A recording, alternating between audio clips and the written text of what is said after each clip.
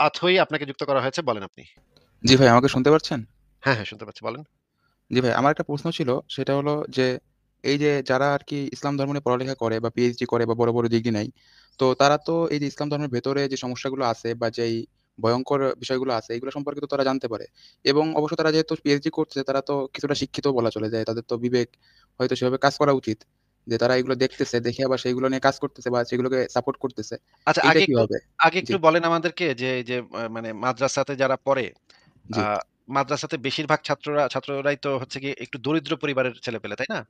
জি, এটা কিছুটা মনে করি সঠিক। আবার যেটা আমি দেখছি ঢাকা শহরে যারা ধনী ফ্যামিলি থেকেও আছে, তারা হয়তো একটা উদ্দেশ্য আছে যে সন্তানকে হাফেজ বানাইতে পারলে তারা জান্নাতে যাবে। এই উদ্দেশ্যে হ্যাঁ, সেটা অনেকে সেটা সেটা পড়ায়। আছে। কিন্তু সেটার পরিমাণ খুবই কম। জি, জি, জি। বেশিরভাগ মাদ্রাসার ছাত্রছাত্রীরা হচ্ছে, আমি বলে দিছি। আমি কিন্তু এটাই বলেছি যে বেশিরভাগ মাদ্রাসার ছাত্রছাত্রীরা অত্যন্ত দরিদ্র পরিবারে, যেই পরিবারে দেখা যায় যে ৮-১০ টা বাচ্চা-কাচ্চা, এই ৮-১০ টা বাচ্চা-কাচ্চাকে ভরণ-পোষণ দেয়া বা খাবার-দাবার দেয়ার মতো সামর্থ্য সেই পরিবারগুলার থাকে না।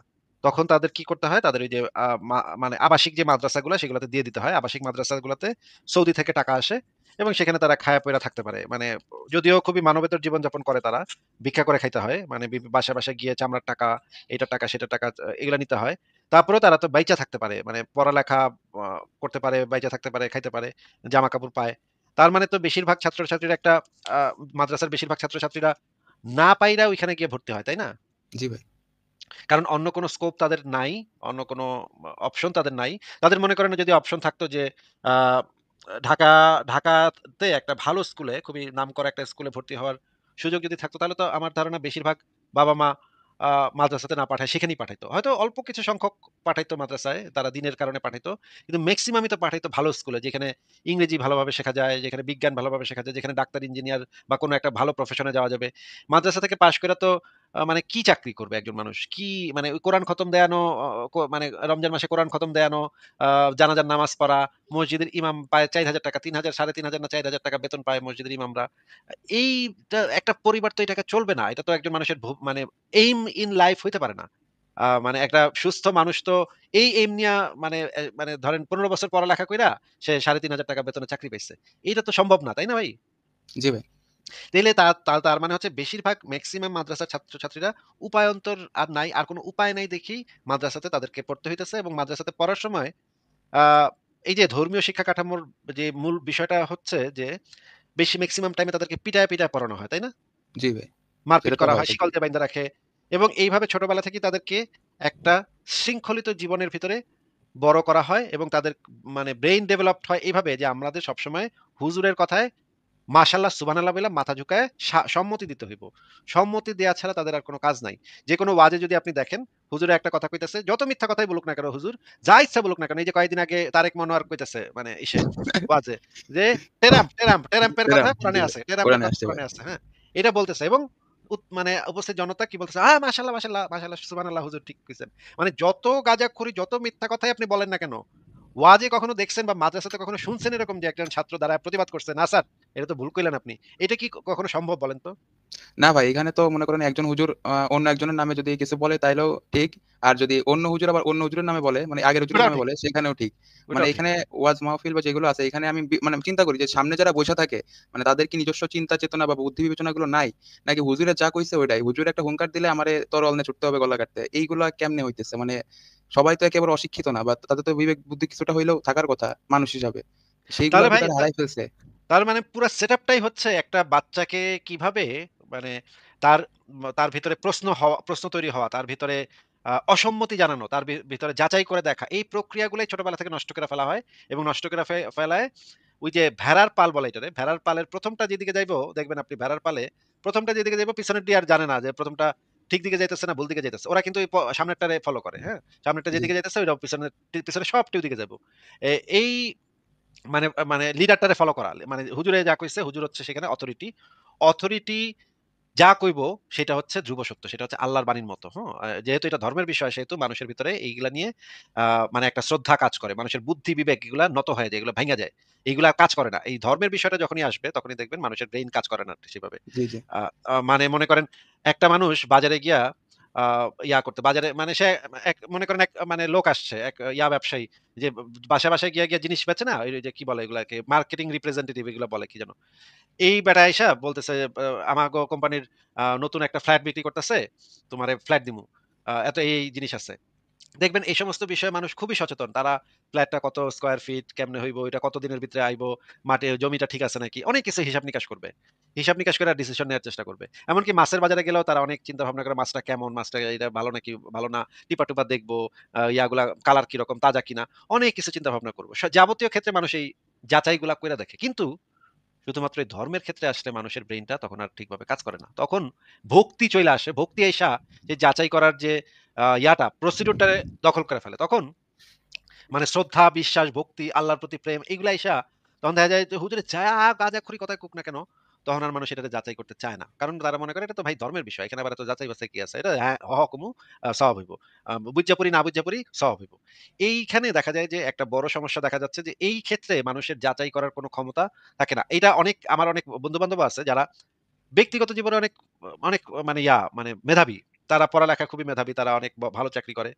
কিন্তু ধর্মের একটা বিষয় আসলেই দেখা যায় তার যুক্তিটা আর কাজ করতেছে না ওইখানে। সে কিন্তু প্রোগ্রামিং এর মাস্টার। সে কিন্তু প্রোগ্রামিং কি কোনটার পরে কোনটা, কোন অ্যালগরিদম ফলো করতে হবে, কোন লুপ ফলো করতে হবে সেগুলো খুব ধুন্দুমার করে ফেলাইতেছে। সে এখানে যে যুক্তি কত সুন্দর করে সে ব্যবহার করতেছে। কিন্তু ধর্মের ক্ষেত্রে আমি বললাম যে, "ভাই তাইলে এইটা কেমনে এমনে হইল কেমনে?" তখন কয় এই ক্ষেত্রে তার মাথা কাজ করে না। তো দেখা যায় যে আ অনেক মানুষই এই কারণে ধর্মটাকে যাচাই করতে হবে। মানে আমাদের অন্যান্য বিষয়ের মতোই যে এটাকে একটা যাচাই করে দেখার দরকার আছে। এটা যে যাচাই করে গ্রহণ বর্জন করতে হবে সেই জিনিসটা মানুষ ফিল করে না। মানুষের মাথাতেই আসে না এই জিনিসটা। আমি যখন ১ম কোরআন পড়ছি তখন আমার মাথায় আসে নাই। আমি কিন্তু অনেক খারাপ, খারাপ আয়াত পড়ছি ছোটবেলা কোরআন ১ম যখন পড়ছি। আমি কিন্তু তখন এত ভক্তি আসছে কোরআনের উপরে, এত ভক্তি নিয়ে পড়ছি, এত শ্রদ্ধা নিয়ে পড়ছি যে খারাপ আয়াতগুলো আমি মানে আমার কাছে মনেই হয়নি যে আয়াতগুলো খারাপ। পরে যখন আমার মনে সন্দেহ জাগলো তখন আবারও পড়ছি কোরআন। সন্দেহ-টন্দেহ করতেছি, পড়তেছি। তখন দেখি ওমা! এ কি কথা? দাসীর সাথে করো। তুমি মানে স্ত্রী হচ্ছে তোমাদের জন্য শস্যক্ষেত্র স্বরূপ। বউরে পিটাও। কাফেরদেরকে মারো। মুশরিকদেরকে যেখানে পাও হত্যা করো। তখন আমি দেখছি আয় হায়! এ কি কথা লেখা? এটা তো মানে এই আগেও কিন্তু আমি একই কোরআন কিন্তু আমি পড়ছি। তখন এমন ভক্তি আসছিল আমার ভিতরে, তখন না মাথাটা ঠিকভাবে এভাবে কাজ করে নাই। এই কারণে ধর্ম বিষয়টাই হচ্ছে এরকম যে আপনি ধর্ম বিষয়ে যত পড়ালেখা করেন, আপনার ভিতরে যদি সেই ধর্মের বিষয়টাকে যদি আপনি যৌক্তিকভাবে চিন্তা করার সেই সেন্সটা তৈরি না হয়, ততক্ষণ পর্যন্ত আপনি যখন ধর্মগ্রন্থগুলা পড়বেন, আপনার মধ্যে সেই যুক্তিটা কাজ করবে না। এই মেকানিজমটাই তখন ছোটবেলা থেকে মাদ্রাসাতে বা ধর্মীয় শিক্ষা কাঠামোর ভিতর দিয়ে সেই যে প্রশ্ন জাগার যে মেকানিজমটা সেটি নষ্ট করে দেয়া হয়। এই কারণেই বেশিরভাগ অনেক বড়, বড় পোস্টে চাকরি করে, অনেক পিএইচডি করা মানুষ তারাও ধর্মের এই বিষয়গুলা ধরতে পারে না। আবার এটাও সত্য যে আবার অনেকে আছে যারা এই জিনিসগুলা জানে কিন্তু তারা স্বীকার করব না। কারণ তারা মনে করে যে এটা একটু আধটু ভুল-টুল থাকতে পারে কিন্তু এগুলা মানে আমাগো এটাই বিশ্বাস করতে হইব। যদি থাকে মানুষের ভিতরে জি যে ভাই, জি ভাই। ভয় এবং যে লোভ আছে মানে ভাই সবই বুঝলাম এখানে ভুল আছে। আমার মানে ব্যক্তিগতভাবে আমার একজন আত্মীয় তার নাম বলব না। সে কিন্তু মানে অনেক বয়স্ক মানুষ। সে কিন্তু সব জানে। হ্যাঁ? ইসলামের ভিতরে কি, কি গ্যাঞ্জাম আছে সব জানে সে। আমারে কইছে সে কয়েকটা জিনিস। আ সে আমারে ফোন করে বলছে যে, "আরে আয়েশা তো এই কথা কইছিল নবী সম্পর্কে, হ্যাঁ? তো তুমি এটা জানো?" আমি বলি, "হ্যাঁ, আমি তো জানি। আপনি পাইলেন আমি জিজ্ঞেস করলাম, "আপনি পাইলেন কোথায়?" বলে, "আমি তো হাদিসে পড়ছি, ছোটকালেই হাদিসে পড়ছি। এগুলা তো সব ভুয়া কথা। আয়েশা তো সব ফাঁস করে দিয়া গেছে।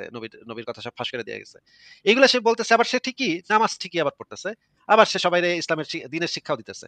তখন আমি তারে একদিন ধরছিলাম যে, "ভাই আপনি তো ভাই নাস্তিক। আপনি তো কথাবার্তা শুনলেই তো বোঝেন যে আপনি নাস্তিক।" সে বলে, "না, আমি নাস্তিক না। তুমি আমারে নাস্তিক বলো কেন?" আমি বলি, "না, আপনি তো নাস্তিক এটা আপনার কথা শুনেই বোঝা যায়। আপনি যেই কথাগুলো আমারে বলছেন, ওই কথা শুনলে একদম স্পষ্ট যে আপনি নাস্তিক।" বলে সে স্বীকারই করে না যে সে নাস্তিক। কিন্তু সে আবার সব জানে। আয়েশা কোন জায়গায় কি করছে, আয়েশার সাথে মানে এই যে যুদ্ধবন্দী দাসীর সাথে মোহাম্মদ কি করতো, মারিয়া কিপ্তের পেটে বাচ্চা আসছে সব সে জানে। কিন্তু মুখে কইব সে মুসলিম, সে নামাজও পড়ে। ভাই এই জি, রকমের পাবলিকরে আমি কি বলব? এরকম পাবলিকরে আমি নাস্তিকও কইতে পারি না। আবার এটা যে মুসলিম বলব সে কিন্তু জানে। জানি না সে মনে করে তার কনসেপ্টটা হইতেছে যে অশিক্ষিত মূর্খ জনগণের জন্য ধর্মটা ভালো। ওদেরকে ঠিক রাখার জন্য নইলে তো ওরা আকাম-কুকাম শুরু করব। এই অশিক্ষিত জি, ব ব ব ভোদাই মানুষগুলা যারা হচ্ছে শিক্ষা-দীক্ষা নাই ওরা মানে খুন খারাবি শুরু করব। জি ভাই। এটা হচ্ছে তার আ কনসেপ্ট কিন্তু আমার মতে আমার কনসেপ্ট এটা না। আমার মতে হচ্ছে গিয়ে প্রত্যেক মানুষেরই যাচাই করে এটা শিক্ষিত হোক, অশিক্ষিত হোক I don't care প্রত্যেক মানুষের ভিতরে যুক্তি কাজ করবে। যদি সে চর্চা করে তাহলে প্রত্যেক মানুষই যুক্তি বুঝতে পারবে, যুক্তি কাজ করবে তার। কিন্তু আমি দেখছি যে এই জিনিসটা অনেকের মধ্যে কাজ করে না। তারা মনে করে যে অশিক্ষিত মানুষের জন্য ধর্মটা দরকার। এইজন্যই মার্কস বইলা গেছে একটা কথা যে ধর্ম হচ্ছে গরিব মানুষের জন্য আফিম। হুম? জি ভাই। তাহলে ভাই যারা মানে এই একই প্রশ্ন একটু মানে করতেছি যে, যারা হলো মদিনা বিশ্ববিদ্যালয় বা আল হাজার বিশ্ববিদ্যালয় বা বড়, বড় ইউনিভার্সিটি থেকে পিএইচডি নিতেছে, তারা তো মনে করেন যে এগুলা যা আছে কোরআন হাদিস সবই পড়তেছে এবং তারা তো এটা কি রিয়ালাইজ করতে পারে না? মানে এটা যে রং আছে বা এখানে যে এই যে, যে এই ধরনের ঘটনাগুলো উল্লেখ করা আছে এগুলা যে খারাপ, মানে এটা কি রিয়ালাইজ করতে পারে না? নাকি রিয়ালাইজ করার পরেও তারা চায় যে না এটাই প্রচার করে দেয়। যেটা আছে কিন্তু সেটাই এটা তো খারাপ। তাদের একটা মানে রুটি-রুজির ব্যাপার হয়ে গেছে এখন, তাই না? যখন জি মনে ভাই। করেন সে আল-আজহার বিশ্ববিদ্যালয় বা মদিনা বিশ্ববিদ্যালয় থেকে পাশ করে আসছে। সে জীবনের ২৫ টা বছর এই বিষয়ের উপরে পড়ালেখা কইরা ইনভেস্ট করছে। ২৫ টা বছর তার ইনভেস্টমেন্ট, হ্যাঁ? মানে ২৫ বছরে মনে করেন তার ৳৫০,০০,০০০ খরচ হয়ে গেছে এটার পিছনে, হ্যাঁ? ৫০,০০,০০০ কমই বললাম, আরো বেশি হওয়ার কথা। ৳৫০,০০,০০০ খরচ হয়ে গেছে এই পড়ালেখার পিছনে। এখন তার হচ্ছে সেই টাকা উঠায় আনার সময় সে যেটা ইনভেস্ট করছে সেটা এখন ফেরত আসবে। টাকা সে ফেরত পাবে।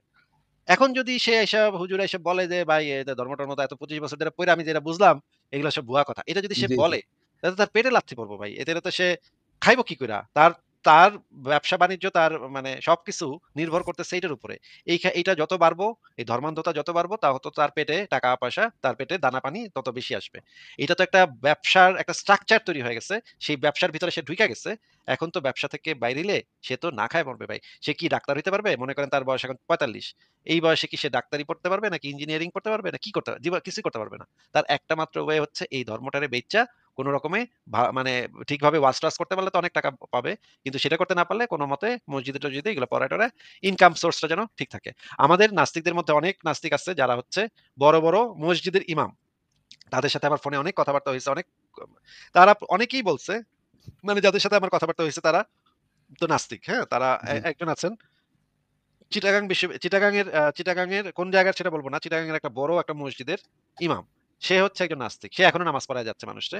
সে এখনো আজান দিয়ে যাচ্ছে। সে এখনো সবকিছু করে যাচ্ছে। কিন্তু সে নাস্তিক। সে ভিতরে নাস্তিক। তার সাথে আমি কথা বললাম যে সে বলে যে, "ভাই এরই তো ভাই আমি তো অনেক বছর আগেই বুঝছি এগুলো কি। কিন্তু ভাই এগুলো তো কওন যাইব না। এগুলো তো কইলে তো ভাই আমারে মেরে লেবো। ১ নম্বর হইলো মেরে লেবো। আর যদি মাইরা না লায় তাইলে তো আমি খাইতে পারব না। তাইলে তো এটা তো করে তো আমার খাইতে হবে। সারা জীবন তো আমার এটার উপরে দিয়ে চলতে হবে। আমি আমার পেটে তো আর লাথি পড়ানো যাবে না। আমার তো ফ্যামিলি আছে। পেটে লাথি পড়ে এরকম কোন কিছু তো করা যাবে না।" হ্যাঁ, সেও নাস্তিক কিন্তু এটা তার একটা রুচি। জি ভাই। ধন্যবাদ ভাই সময় দেওয়ার জন্য ভাই। আরেকটা ছোট্ট বিষয় যে এটা বুঝি না আমি মানে একেবারেই যেই কয়টা ধর্ম মোটামুটি আছে পৃথিবীতে মেক্সিমামটাই দেখা যায় যে সৃষ্টিকর্তা যদি থাইকা থাকে আমি মানে একটু বলবো একটা তার জিনিস। উদ্দেশ্য হ্যাঁ, হ্যাঁ, ইন্দ্রানী ভাই বলেন। জি, ভাই আমি একটা স্ক্রিন শেয়ার দিছি। এটা হচ্ছে একটা বই। আ এটা হচ্ছে আপনাকে একটু করি। আচ্ছা। হ্যাঁ। এটা হচ্ছে একটা বই। এটা হচ্ছে ইমাম শাফির যে শাফি মতবাদের যে ফিকহ সে বই। সেখানে ইমাম শাফি কিছু লেখা লিখছে। তো এটা হচ্ছে রিলায়েন্স অফ ট্রাভেলার্স। এটা আপনারা অনলাইনেই পাবেন। তো সেখানে বলতেছে কি যে the proof of the legal authority of the scholarly consensus is that just as Allah most glorious has ordered the believers in the Quran to obey him, his messenger, so that he has ordered to obey those authority ulul amr এবং মানে আল্লাহ কোরআনের মধ্যে বলে দিছে যে তোমাদেরকে follow করতে হবে কোরআনকে, নবীকে, আল্লাহকে এবং যারা হচ্ছে এই ব্যাপারে অথরিটি। এই যে ৪ নাম্বার সূরা ৪৯ এর রেফারেন্স দিয়েছে এবং সে শেষে কনক্লুশন এটা দিছে যে such that when this the authority of legal expertise the mustahids agree upon a ruling, মুস্তাহিদরা যদি কোনো বিষয়ে অ্যাগ্রি হয়, কোনো বিষয়ে যদি একমত হয়, যেমন সব মতামতের লোক আছে যে মুরতাদকে হত্যা করতে হবে, অ্যাগ্রি হয়, it is obligatory in the very word of the Quran to follow them. তার মানে যখন মুস্তাহিদরা একটা বিষয়ে ঐক্যমত হবে, সেই বিষয়কে মান্য করা উম্মার জন্য ফরজ হয়ে যায়। এখন কোরআন হাদিসে যতই নোংরা লেখা লিখা থাকুক না কেন, যখন মানুষের মধ্যে আল্লাহর ভয়টা আছে, কোরআনের ভয়টা আছে, নোংরা বিষয়গুলি দেখার পরও তারা তো মনে করে যাচ্ছে এটা তো আমাকে তো মানতেই হবে, এটা না মানলে তো আমি কাফের হয়ে যাবো। এইসব ভয় থেকে তারা একসময় আর বের হতে পারে না। আর ওই যে রুটি-রুজির কথা তো আসিফ ভাই বলে দিয়েছেন, তো নাই বা বললাম আর। তো ইসলাম হচ্ছে একটা কমপ্লিট প্যাকেজ। আপনাকে মানলে সবই মানতে হবে এবং ওই কোনো ভালো মন্দ বাইচ্ছা মানবেন এইসব তো আর আল্টিমেটলি হবে না। তো এটাও একটা রিজন যে তারা আসলে আর ওই শেষমেশ আর বের হইতে পারে না। তবে আসিফ ভাই এটা খুবই সত্য। আমি নিজেও সেদিন এক হুজুরের সাথে ফেসবুকে কথা বলছি। ভেবেটাও নাস্তিক। সে গ্রুপে ইসলামিক পোস্ট দেয়। যেই নাম ইনবক্সে যায় বলছি ভাই, তখন কাছে ভাই আমি নিজেও পোস্ট দেই এই কারণে যাতে কেউ আমার সাথে কথা বললে আমি তো হুজুর, আমি যেন তার মনের মধ্যে একটু সংশয় ঢুকাতে পারি এই জন্য। এনিহাও ভাই, থ্যাংক ইউ সুযোগ দেওয়ার জন্য। জি ভাই, ধন্যবাদ। তাহলে ঠিক আছে। ভাই হ্যাঁ, আরেকটা ভাই বলেন। বিষয় হ্যাঁ, বলেন। জি ভাই, যেমন যতগুলা প্রচলিত ধর্ম আছে পৃথিবীতে মেক্সিমামই দেখছি যে সৃষ্টিকর্তা মানে তার অনুসারীদের তৈরি করছেন প্রশংসা পাওয়ার জন্য। তো এই বিষয়টা ভাই আমি মিলাইতে পারি না যে সৃষ্টিকর্তা প্রশংসা পাইতে মানুষ কেন পৃথিবী কেন সৃষ্টি করতে হবে? মানে সে তো মানে প্রশংসাই কেন চায়? মানে তাকে সবাই মান্য করবে, তাকে প্রশংসা করতে হবে। এটা কেমন একটা হয়ে যায় না? ভাই কথা হইতেছে যে ওই যে মানে অল্প বয়স যখন ছিল ১৭-১৮ বছর বয়স তখন একটা বান্ধবী ছিল বুঝছেন? জি, এই যে কি খ্যান করতো সারাক্ষণ তার এটা সুন্দর, এটা সুন্দর, এটা কইতে হইব তারে, হ্যাঁ? তারে জি ভাই, সারাক্ষণ মানে তুলু তুকু করতে হইব। তোমার এটা ভালো, ওইটা ভালো, তোমার দেখতে ইচ্ছা করতেছে, এইটা করতেছে। মানে হাঁকতে বসতে, মুততে বসতে, ঘুমানোর আগে ঘুমের থেকে উইঠা, দাঁত ব্রাশ করার আগে, দাঁত ব্রাশ করার পরে, তারপরে মনে করেন মানে বাইরে যেমন বাসে উইঠা, বাস থেকে নামানোর সময় ফোন দিয়া তারে মানে সারাক্ষণ তারে তুকু, সারাক্ষণ তারে তুলু এবং সারাক্ষণ তার প্রশংসা। তোমারে আজকে অনেক সুন্দর লাগতেছে। ভাই সুন্দর লাগতেছে কি লাগতেছে না এটা বিষয় না। বিষয় হচ্ছে আমার কইতে হইব, তোমার তো আজকে বিরাট সুন্দর লাগতেছে। তুমি এইভাবে হাঁটছো অনেক সুন্দর লাগছে। তুমি এভাবে বসছো অনেক সুন্দর লাগছে। এই যে আল্লাহর যে ক্যারেক্টার, আল্লাহর ক্যারেক্টার হইতেছে এই যে মানে অল্প বয়সী এই যে প্রেমিকা থাকে মানুষের, এই যে ক্যানক্যানাইনা প্রেমিকা থাকে, সেই মানে জি ভাই। আ এই প্রেমিকাটা টাইপের বুঝছেন? সে সারাক্ষণ তারে চিন্তা না করলে, তারে প্রশংসা না করলে, তারে কত মানে তেল মালিশ না করলে সে চেতে যায়। "ওই তুই আজকে হাগনের সময় আমার কথা মনে করস নাই। হাগনের আগে তুই সূরা পড়ছিলি? ওই মানে মুমিন, তুই হাগনের আগে আমার সূরা তো পড়স নাই। তুই যে হাগা থেকে উঠলি, উইঠা যে আমার নামে একটা সূরা পড়বি, এটা তো পড়স নাই তুই। আমি তো চেইতা গেছি। আমি তো ৭ আসমানের উপরে চেইতা গেছি। তুই যে আজকে ঘুমানোর আগে তো আমার নাম নিলি না। হ্যাঁ? তুই তোর বিবির সাথে সঙ্গমের আগে আমার নাম কইয়া ফু দিলি না কেন ওই জায়গায়? তুই তো কাফের হয়ে গেছস। মানে সারাক্ষণ মানে তারে নিয়া আপনি ধস্তাধস্তি করবেন, তারে নিয়ে আপনি করবেন। এটা হচ্ছে আ মানে টিনেজ বালিকা স্বভাব। আল্লাহ পাকের হচ্ছে টিনেজ বালিকাদের মতো স্বভাব। সারাক্ষণ জি, অ্যাটেনশন সিকার এদেরকে বলে। অ্যাটেনশন হোর বলে এদেরকে। মানে অ্যাটেনশন সবসময় সে অ্যাটেনশন চায় মানুষের। হ্যাঁ, আপনি জি তারে ভাই। লাইক দিবেন ২৪ ঘন্টা তারে লাইক দিবেন। খালি লাইকের উপরে রাখবেন। যেটাই করুক এটাতে লাইক দিবেন। লাইক দিয়ে শেয়ার দিবেন। লাইক শেয়ার না দিলে সে চেতে যাবে। হ্যাঁ? এইটা আপনি হবেন তার ফলোয়ার। আপনি তারে সারাক্ষণ বলবেন, "ওহ সুন্দরী তোমাকে অনেক সুন্দর লাগছে। তুমি অনেক বেস্ট, তুমি অনেক বড়, তুমি অনেক শ্রেষ্ঠ।" দিনের ভিতরে ৫ বার চিৎকুট দিয়া কইবেন, "আল্লাহ সবচেয়ে বড়, আল্লাহ সবচেয়ে বড়।" এর ভাই কোন মানে হয়? এগুলা কি না, মানে না ভাই সেটাই বলতেছিলাম যে এটা তো ইসলাম ধর্ম সহ আরো অন্যান্য ধর্ম সে একই কনসেপ্টই প্রায় আছে যে সৃষ্টিকর্তাকে প্রশংসা করতে হবে, তার গুণগান করতে হবে। মানে সৃষ্টিকর্তাকে গুণগান শোনার লাইগা মানুষের পৃথিবীতে পাঠাইছে। নাকি তার এটা লাগবো যে গুণগান করলে সে খুশি হইতেছে যে আমি তোদের তৈরি করলাম, তোরা এখন আমার প্রশংসা কর বইসা বইসা। মানে তার নিজের গুণগান করার জন্য আমাদের তৈরি করছে। এরকম একটা কনসেপ্ট ক্রিয়েট হয়ে যায়। যাই হোক ভাই, কি একটা ভাই মানে তার প্রশংসা করার জন্য ফেরেশতা বানাইছে ওটা দিয়ে তার মন ভরে না। আবার মানুষ আর জিন বানাইছে প্রশংসা করার জন্য। এটি কোন কথা ভাই? এ একটা ফাত্রামি ভাই। ঠিক আছে ভাই। আপনারা সময় দেওয়ার জন্য আপনাদের ধন্যবাদ। আমি অন্তত প্রায় ১ বছর ধরে আপনাদের লাইভ শুনি। বাট আজ পর্যন্ত আরকি জয়েন হওয়ার ঐরকম হয় নাই বা জয়েন হইতে আসিও নাই। আজকেই ১ম আসলাম। তো আমাকে যুক্ত করার জন্য ধন্যবাদ ভাই। ঠিক আছে আপনাকে অনেক ধন্যবাদ যুক্ত হওয়ার জন্য। ভালো থাকবেন অথৈ ভাই। আপনার নামটার মানে হচ্ছে অ্যাথিস্ট। আ এটা আপনি কোন ভাষায় লিখেছেন যদি আপনি একটু দর্শকদের ভাই উদ্দেশ্যে এটা সত্যি কথা বলতে ভাই, এটা আজকে ১ম শুনলাম। অথই আমার নামই অথই ভাই। অথৈ তাই মামা নাকি? রাখছিল। আচ্ছা জি, জি। গ্রিসে সম্ভবত এই শব্দটার মানে হচ্ছে অ্যাথিস্ট। আ আমি আজকে ১ম জানলাম ভাই। আপনি ধন্যবাদ। একটু সার্চ করে দেখেন। গ্রিসে অথবা রোমানিয়ান এই ২ টা একটা হবে বোধহয়। এই অঞ্চলের কোন একটা দেশে আথই মানে হচ্ছে অ্যাথিস্ট। ঠিক আছে হতে আপনি একটু পারে চেক ভাই। করে দেখেন আমি ঠিক ঠিক বলছি আছে নাকি ভাই, ভুল বলছি। ধন্যবাদ। ভুলও হইতে পারে। হয়তো জি, আমি জি। যতদূর মনে আছে আমি ওই দেশে যখন গেছিলাম তখন এরকম কিছু একটা শুনছিলাম। ঠিক আছে ভাই তাহলে আজকে বিদায় জানাই। ভালো থাকেন। ধন্যবাদ ভাই। আচ্ছা ঠিক আছে। পরের জনকে যুক্ত করি। আ আচ্ছা। হিউম্যান আপনাকে যুক্ত করা হয়েছে। হিউম্যান আপনি বলেন তাহলে। হ্যাঁ, আসিফ ভাই কেমন আছেন? ভালো আছি আশা করি আপনিও ভালো বলেন। হ্যাঁ, আমি অনেকদিন আগে বেশ ৫-৬ মাস আগে একবার যুক্ত হয়েছিলাম আপনার লাইভে। তো সেদিন কথা বলার সুযোগ হয়নি সেভাবে। তো তেমন কোনো কোয়েশ্চেন নেই। আমি আসলে হিন্দু ধর্ম থেকে বিলং করতাম। তবে আমি একজন এক্স হিন্দু ধর্মটা ত্যাগ করেছি প্রায় বেশ কিছু বছর হলো।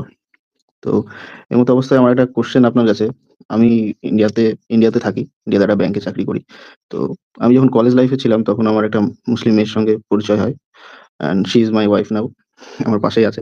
তো শুনছেন? হ্যাঁ, শুনছি বলেন। তো আমি তো ধর্মটা ত্যাগ করেছি। তো এই মুহূর্তে আমার ওয়াইফ এখনো ধর্ম পালন করে। তো আমার যেসব হিন্দু বন্ধুরা আছে, তারা ভাবে যে আমি যেহেতু ধর্ম-ফর্মে সেইভাবে কোনরকম মানে আমার সেই ইয়েটা নেই। সেইজন্য তারা ভাবে আমি বোধহয় মুসলিম হয়ে গেছি।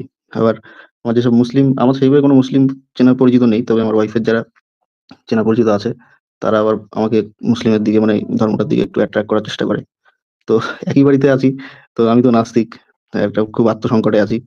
তো আপনি বলেন এই মুহূর্তে আমার স্ট্যান্ডটা কি হওয়া উচিত? এটা তো ভাই আপনি বুঝবেন। এটা তো আমি কিভাবে বলবো আপনার স্ট্যান্ডটা কি হওয়া উচিত। কিন্তু আপনি আপনার ওয়াইফের সাথেই আমাদের আ ইসলামের বিভিন্ন বিষয় নিয়ে মাঝে মাঝে একটু আলাপ তুলতে পারেন। যে দেখতে পারেন যে তার মতামত কি এই বিষয়ে। অনেক বইপত্র আছে বা অনেক লেখা আছে সেগুলো পড়তে দিতে পারেন। আ এটা করতে পারেন। ইন্দ্রাণী ভাই কি কিছু বলবেন? আমি ভাই একটু মানে বলেছিলাম যে ইসলামী শরিয়া মতে এই বিয়ে তো শুদ্ধ বিয়ে হয়নি, তাই না আসিফ ভাই? হ্যাঁ, হ্যাঁ, এটা তো একেবারেই মানে অসম্ভব। আপনি যদি হিন্দু পরিবার থেকে এসে থাকেন তাহলে তো আপনি মুশরিক। তাহলে তো আপনাকে বিয়ে করা একদম চরমভাবে মানে ভয়ংকর অবস্থা। এটা তো একদম পাইলে আপনাকে পাথরছুঁড়া মারবে আরকি। এবং হ্যাঁ, সে তো আমাদেরকে মেনে নেয়নি। আমরা অন্য জায়গাতে থাকি। আমি যেখানে মানে চাকরি সূত্রে যেখানে আছি সেখানেই আছি। তো আমার ওয়াইফ তো এখন মুসলিম ধর্মটাও খুব বেশি যে মানে ফান্ডামেন্টালিস্ট সেটা বলা না ভুল হবে। তার সঙ্গে সে হিন্দু ধর্মটাও পালন করছে। এদিকে আমি কোন ধর্ম পালন করি না। নো কমেন্ট ভাই। হিন্দু ধর্ম পালন করতেছেন, নো কমেন্ট। হিন্দু ধর্ম পালন করছে বলতে আরকি মানে হিন্দু ধর্মের রিচুয়ালস যেগুলো আমরা পালন করে থাকি সেগুলোর দিকে তার ভীষণ মানে একটা ভীষণ তাহলে তো একটা ভাই ইয়ে। আপনার কোনো সমস্যাই নেই। তাহলে তো মানে যদি মানে একটু র‍্যাডিক্যাল মুসলিম হইতো তাইলে একটু সমস্যা ছিল। কিন্তু সে আমার তাহলে তাকে তো একজন সেকুলার মানুষ মনে হচ্ছে। তাহলে তো কোনো সমস্যাই নেই ভাই। তাহলে তো ভালো আছেন ভাই আরো আপনি।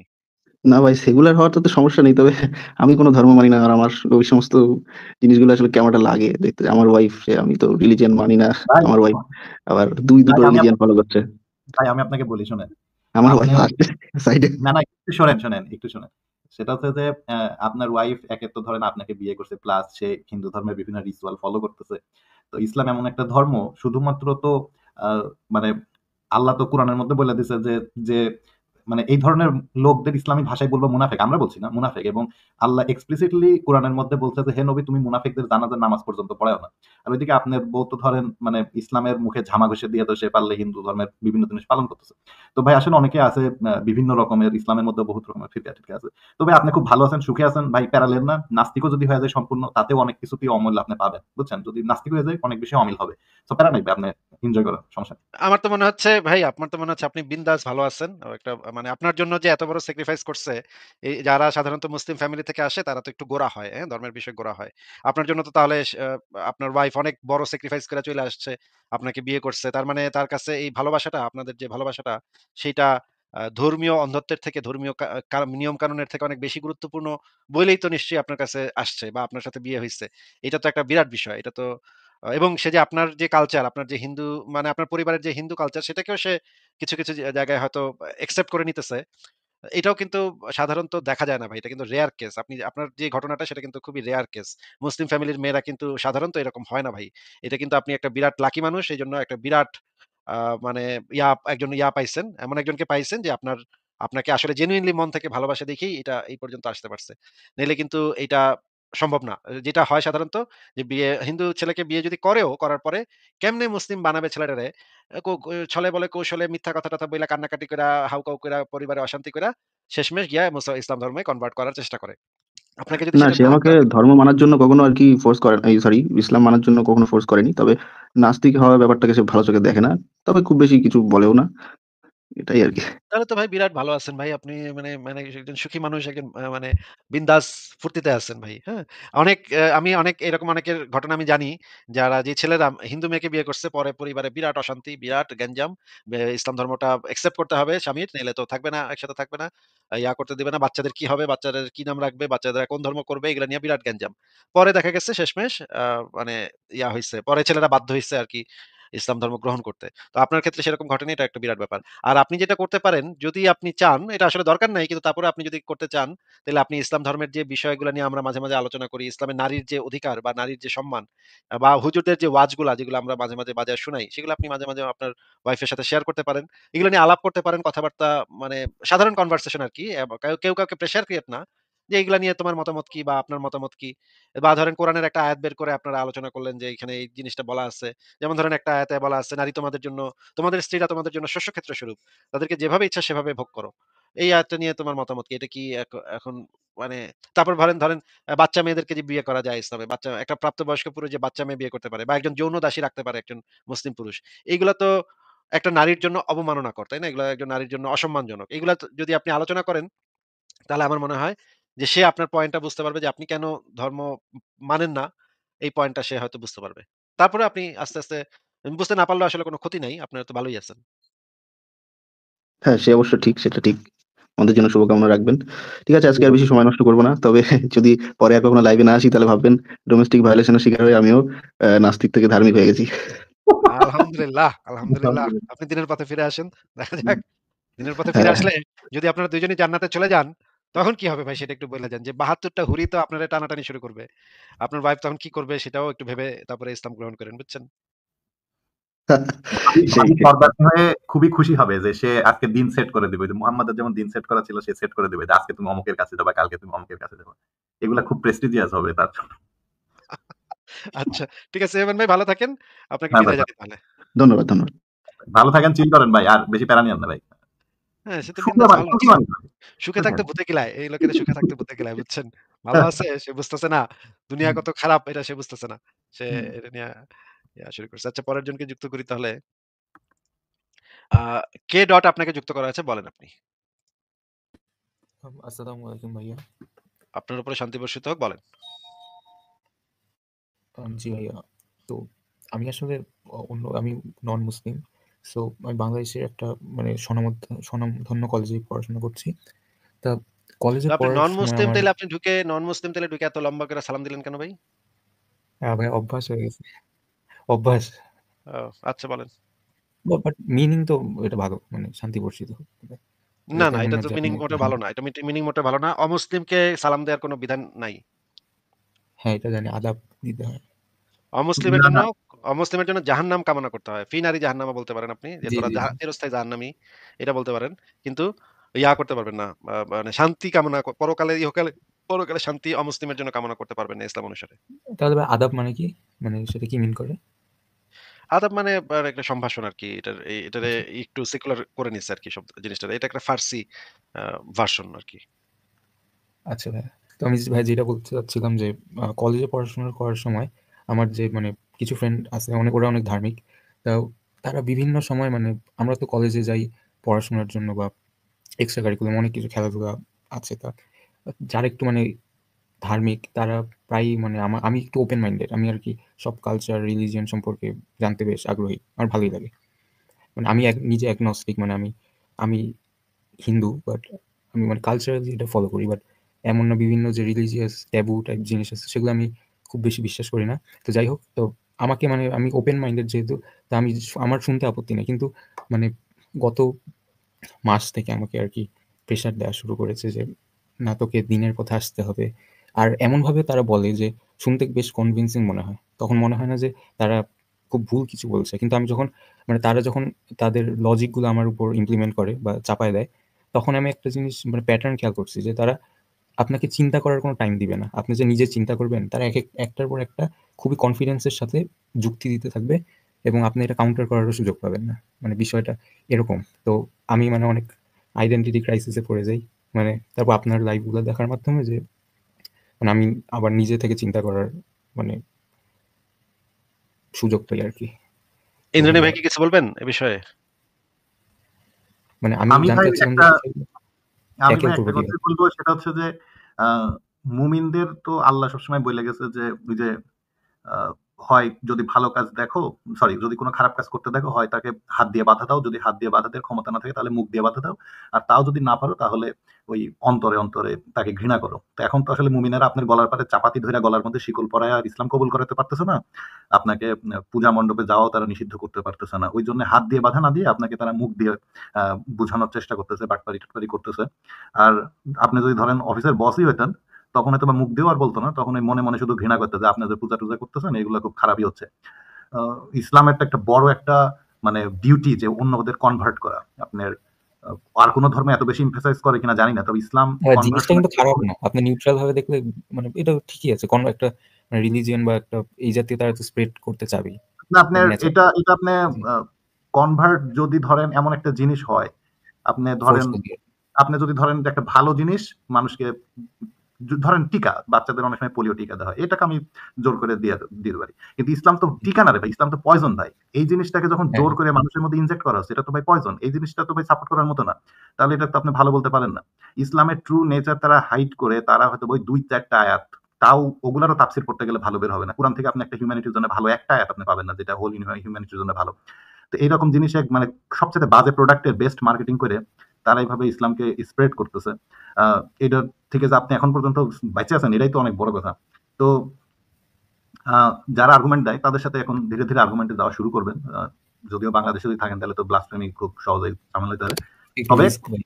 তবে মাথায় রাখেন যে মুসলিমদের মাথার মধ্যে সবসময় একটা ক্যাডা থাকে যে এরা নন মুসলিমদের ইসলামে কনভার্ট করবে, হ্যাঁ? তো জি। সেই দিকে যাওয়ার আগেই আপনারা যারা নন মুসলিম আছেন অলরেডি, তারা যাতে এই বিষয়ের মধ্যে আর না আসে, আমরা তো অনেক কষ্টে বের হয়েছি, তারা যাতে না আসে সেই জন্য আমাদের এই আলোচনাগুলো শুনেন, পড়াশোনা করেন, মুক্ত চিন্তা করতে থাকেন। আর মানে ওদের কাছ থেকে পারলে একটু দূরেই থাকেন, কারণ হয় আপনি কনভার্ট হয়ে যাবেন ওদের পাল্টায় পড়ে, আর না হলে দেখা যাচ্ছে যে হইতে পারে যে এমন একটা কথা মুখ দিয়ে ঠাস করে বের হয়ে গেছে, তখন আপনি আবার হুম, বিপদে পড়তে পারেন। যাই হোক, মহানবী এটা অবমাননা। যে কোনো সময় তো এই আর কি। তো ওরা এগুলা করতে চাইবে ভাই, ওদের আচ্ছা ধর্মের ভাই, দায়িত্ব। আরেকটা বিষয় যে মানে আমরা আমাদের ইন্টারনেটে অনেক মানে রেশনাল মানুষজন মানে এই বিষয়গুলো প্রমোট করতেছে, লাইক কি বলবো, উদ্ভাসের যে ফাউন্ডার সোহাগ ভাই, দেন আসিফ মাহমুদ উচ্চ, উনাকে বেশ মানে শিক্ষিত বাট ওপেন মাইন্ডেড ওই যে মানুষই ভাই মনে হয়। আপনার ওই যে ছোটবেলায় ধর্ম ঢুকাই দিছে, আর ওই যে ইসলামের মধ্যে তো বলে দিছে যে মানুষকে কনভার্ট করতে হবে, তাদেরকে দিনকে প্রচার করতে হবে, তরবারির জোরে হোক আর মুখের কথার জোরে হোক। এবং ইসলাম এমন একটা ধর্ম যেটা স্প্রেড করার জন্য যদি আপনাকে মিথ্যা কথা বলতে হয় তাতেও কোনো সমস্যা নেই।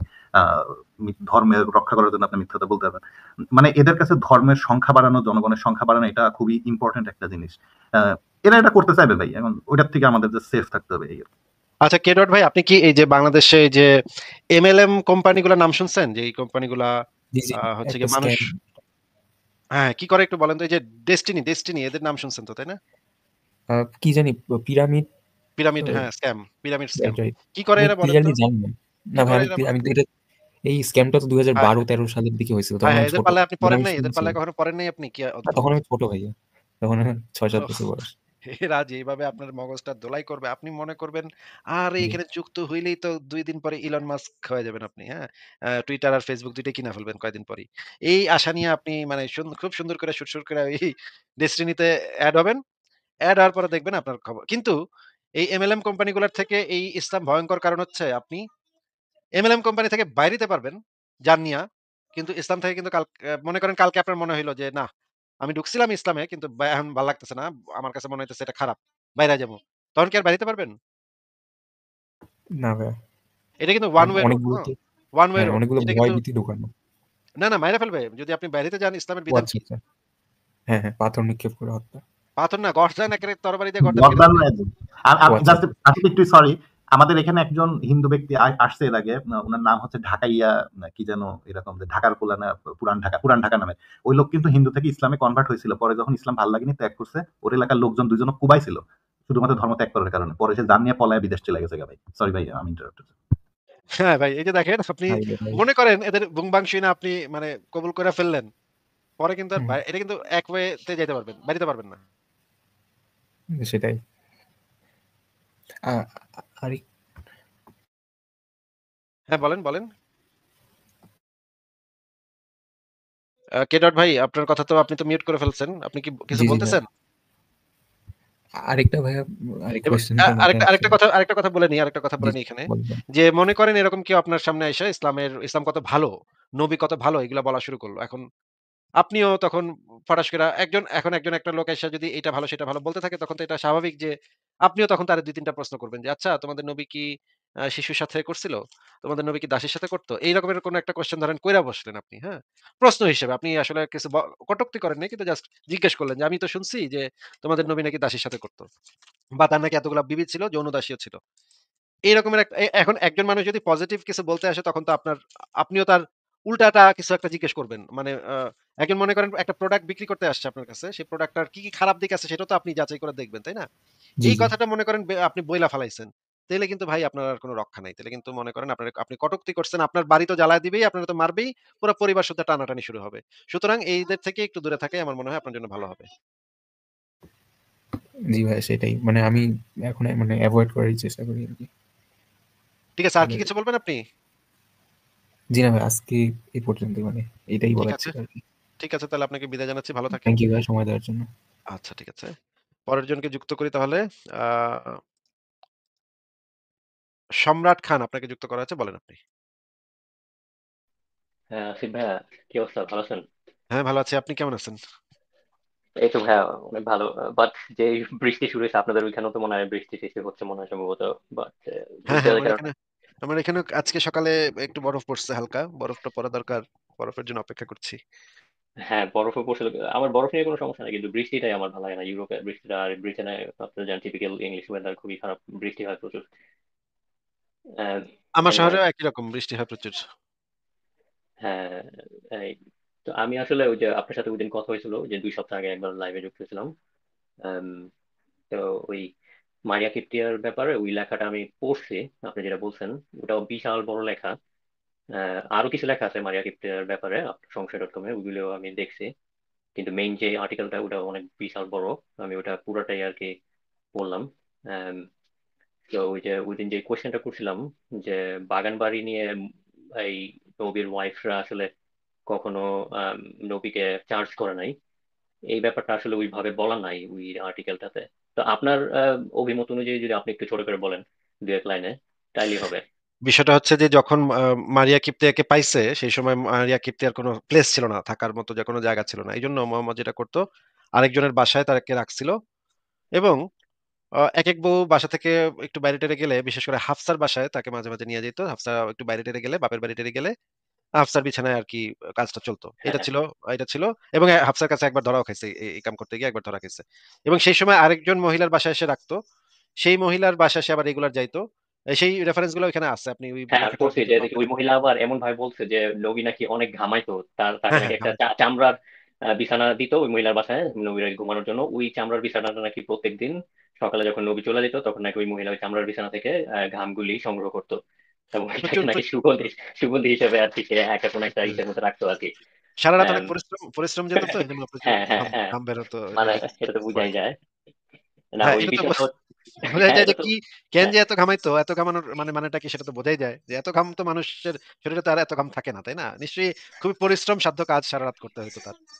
হ্যাঁ, এবং আপনার ওই লেখাটাতেও বলা আছে যে মহিলার বাসায় সে যখন যাইতো সে মহিলাকে বলতো যে সে খুবই ক্লান্ত, অনেক পরিশ্রম করছে, সে আর কি একটু নিরিবিলিতে ঘুমাইতে চায়। তো সে যদি এতই ক্লান্ত থাকে এবং বিশ্রামও নেয় তাহলে তো তার আর ঘামানোর কথা না, কিন্তু সারা হ্যাঁ, রাত সে কি ধরনের বিশ্রাম নিত এটা তো বোঝাই যায়।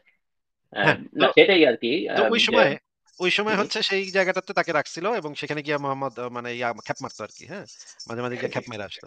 এখন সবই ঠিক ছিল, কিন্তু এই হাফসা করলো গন্ডগোল। হাফসা গন্ডগোল করার পরে এটা নিয়ে আয়েশাকে গিয়ে আবার বলছে, এটা নিয়ে বিরাট বিবিরা সব চেয়ে গেছে যে এটার সাথে করা যাবে না, দাসীর সাথে করা যাবে না। তখন হচ্ছে গিয়ে মোহাম্মদ আহ আল্লাহর আয়াত নামায় বিবিদেরকে তালাক দেওয়ার হুমকি দিছে যে তোমরা যদি এটা মাইনে না নাও তো সবটির একসাথে হ্যাঁ, হ্যাঁ, তালাক দিতাম। হ্যাঁ, আসিফ ভাই, তখন আমার একটা ছোট প্রশ্ন আছে। হ্যাঁ, সেটা বলেন। হচ্ছে যে হাফসা তো ধরছিল, কিন্তু মুহাম্মদ এক্সপ্লিসিটলি রিকোয়েস্ট করছে কেন যে তুমি এটা আয়েশারে কেন বলো না, এইটা কেন সে রিকোয়েস্ট করছিল? কারণ আয়েশা ছিল অনেক রকচটা এবং আয়েশা হচ্ছে এগুলো নিয়ে বাড়াবাড়ি করতো। আয়েশার আপনি অনেকগুলো হাদিসে পাবেন যে আয়েশা আম, ঠোঁট ঠোঁট কাটা বলে না, মানে হ্যাঁ, হ্যাঁ, বাচ্চা মেয়ে ছিল তো, মুখের উপরে অনেক কথা বলে দিত সবার যেমন সামনে। এই যে জুয়াইরিয়ার হাদিসটা আছে এরকম। অনেকগুলো হাদিস আছে যেখানে একেবারে দেখা যায় যে সাহাবীদের সামনে মুখের উপরে সব কথা বলে দিছে, এমন কথা কইছে নবী পুরা মানে ইজ্জত মারা। কিন্তু এটা তো আবু বকরের মেয়ে, এটা তো কিছু করানো যাবে না। এটা তো মানে তার এক নাম্বার চালার মেয়ে, এটা কি করবে এখন? এটা তো ওর না পারতেছে গিলতে, না পারতেছে উগলাইতে। হ্যাঁ, আয়েশারে তো রাখতেই হবে, কিছু তো করার নাই। এখন এই আয়েশা যদি জানতে পারে তাহলে তো বিরাট প্রবলেম হবে। এই কারণে আয়েশা যেন না জানতে পারে, এই জন্য সে একটু চেষ্টা করছিল। বাদ বাকি বিবিডিরে সে কোন রকমের ভাও করতে পারতো, কিন্তু আয়েশারে ঠিকভাবে সামাল দিতে পারতো না, বুঝছেন? হ্যাঁ, আসিফ জি। ভাই, এই জন্যই আপনাকে আসলে আমি মেইনলি কোয়েশ্চেনটা করছিলাম ওই দিন, যে আয়েশা বা তার ওয়াইফরা যেভাবে নবীরে জাস্ট খালি হাফসার ঘরে উঠানোর জন্য যেভাবে চার্জ করছে, তাহলে তো বাগান বাড়ি দিলে তো পুরো আগ্নেয়গিরি হয়ে যাওয়ার কথা, কিন্তু সেই জায়গায় নবীরে কিছুই বলে নাই যে তুমি ওকে বাগান বাড়ি দিছো, আমাদেরটা কই, আমাদেরকে তো না, মেনশন না, না। দেওয়ার কথা। না, এই সময় যে ঘটনাটা ঘটছে সেটা আপনাকে বলে নিই।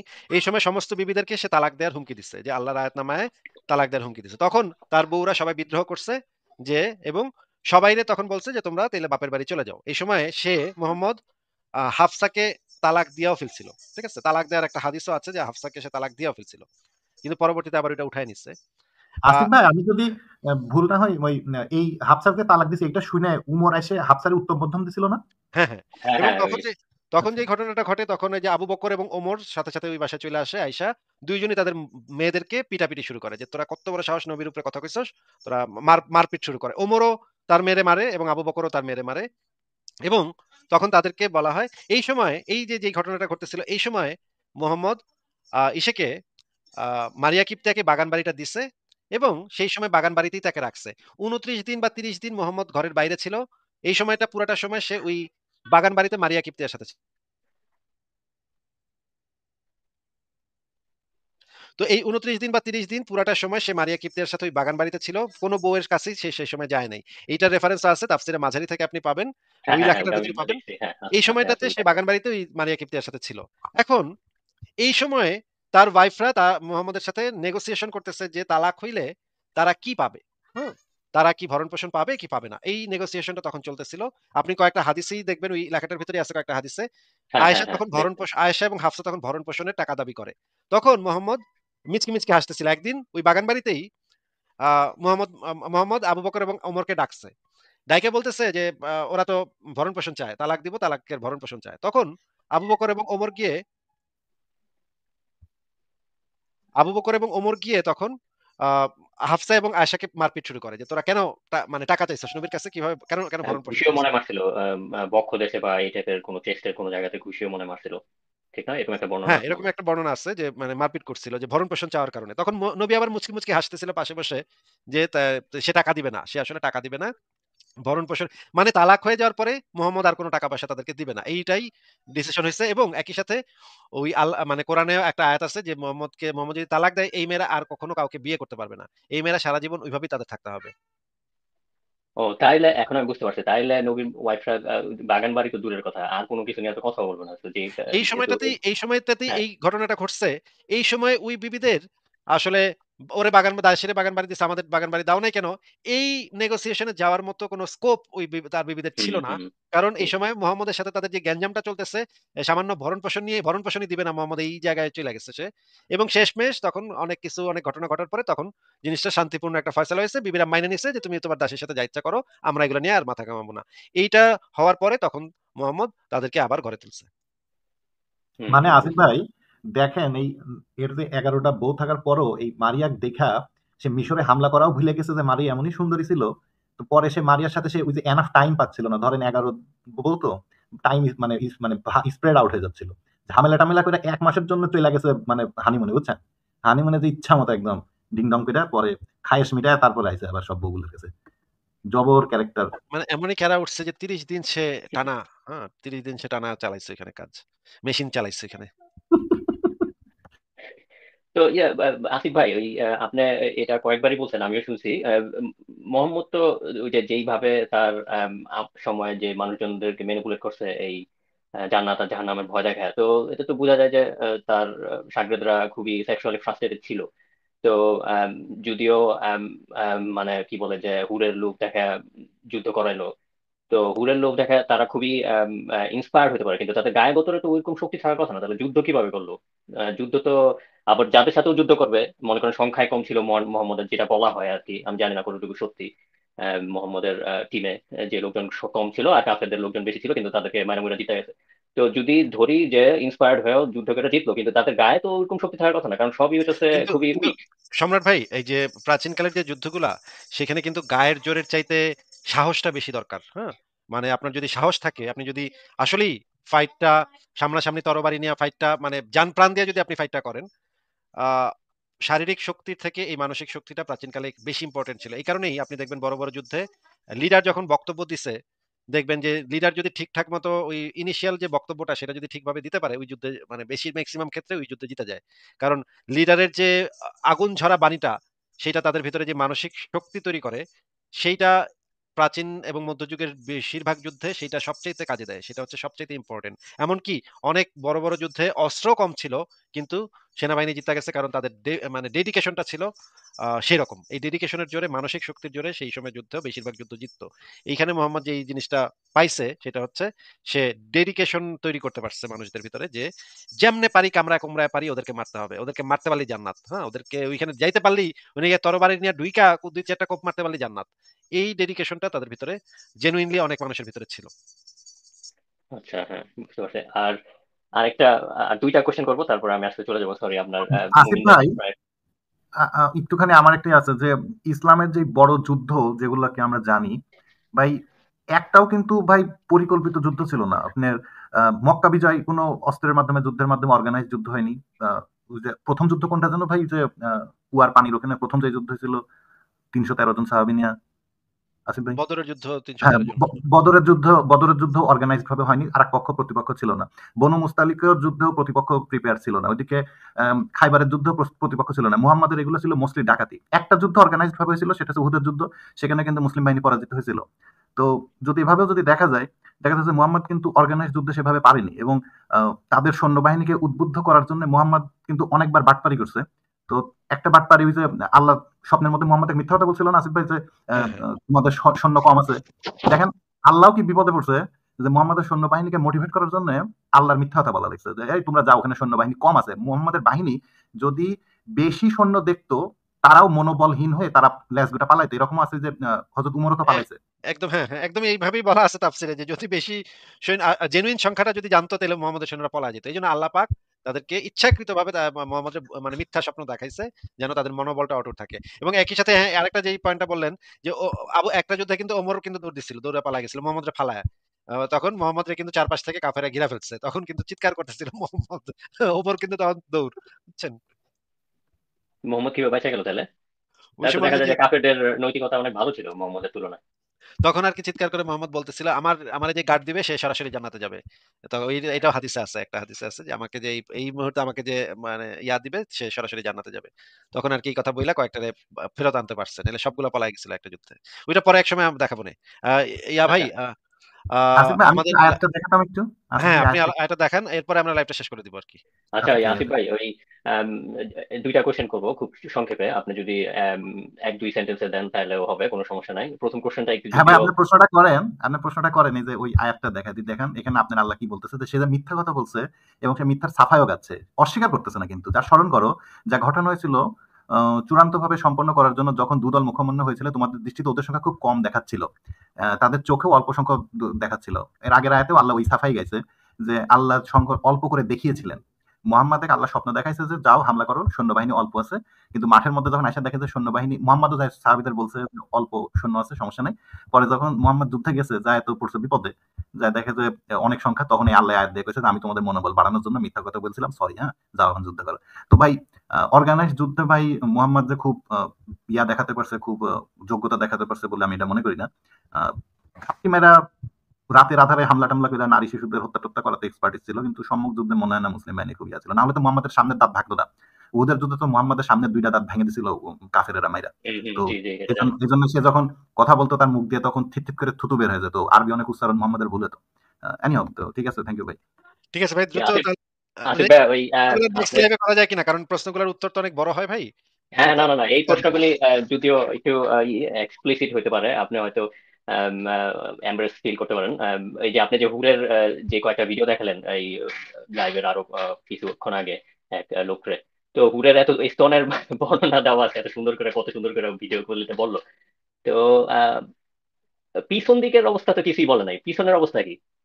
আমরা তো জানি ইউরোপে তো পিছনে না থাকলে তো কোনো মেয়ের ওইভাবে আপিলিং মনে করে না ইউরোপিয়ানরা। তো পিছন দিক যদি না থাকে তাহলে তো কিছুই হলো না এটা। কথা সত্য, কিন্তু আরব দেশের ওই লোকের মানুষের মানে ওই জায়গা নিয়ে এত ছিল না। কারণ ওইখানে তো পানি পানি কম ছিল তো। আমি কি বুঝাইলাম এটা আপনার বুঝে নিতে হবে ভাই। আমি কিন্তু ব্যাখ্যা করব না। জাস্ট বলে দিলাম বুঝতে যে পারছি, মরুভূমি বুঝতে অঞ্চল পারছি। তো পানি কম ছিল। এইজন্য পিছনের এই জায়গার প্রতি মানুষের এত আগ্রহ ছিল না সেই অঞ্চলে।